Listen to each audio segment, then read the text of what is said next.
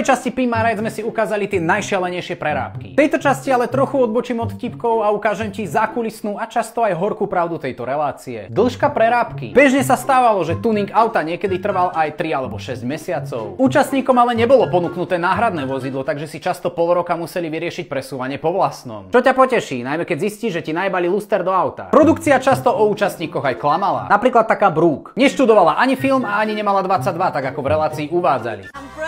V skutočnosti ale mala 25 a pracovala ako čašníčka. Celé si to vymyslela crew, aby mala tému na prerábku auta. V dôsledku čoho jej namontovali do auta dataprojektor a mašinu na popcorn. Dokonca ani dom, v ktorej ju Exhibit navštívil, nebol jej. Viacerí účastníci potvrdili, že štáb jednoducho prenajal dom, ktorý sa im hodil na kameru viacej a len poprosili účastníka, aby čakal za dverami. No a potom musel zahrať najväčšie prekvapenie svojho života, návštevu Exhibita.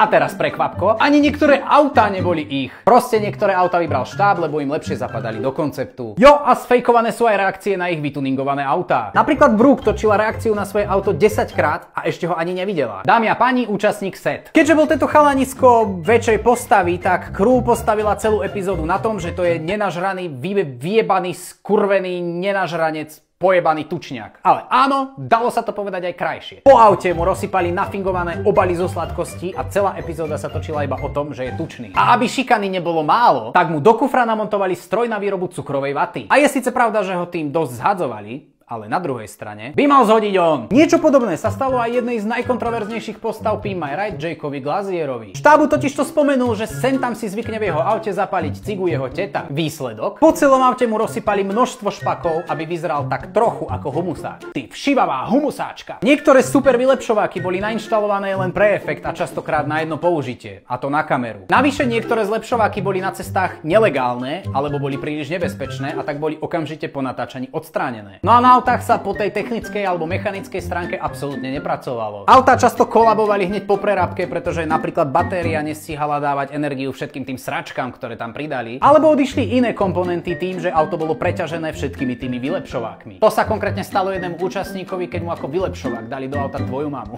Čo by do auta zaručene nainštalovali, ak by sa točila slovenská verzia Pimp My Ride, mi môžeš napísať do komentára, no a vidíme sa pri ďalšom videu. Robí to tak, že nikto nemôže povedať, že som samozvaný.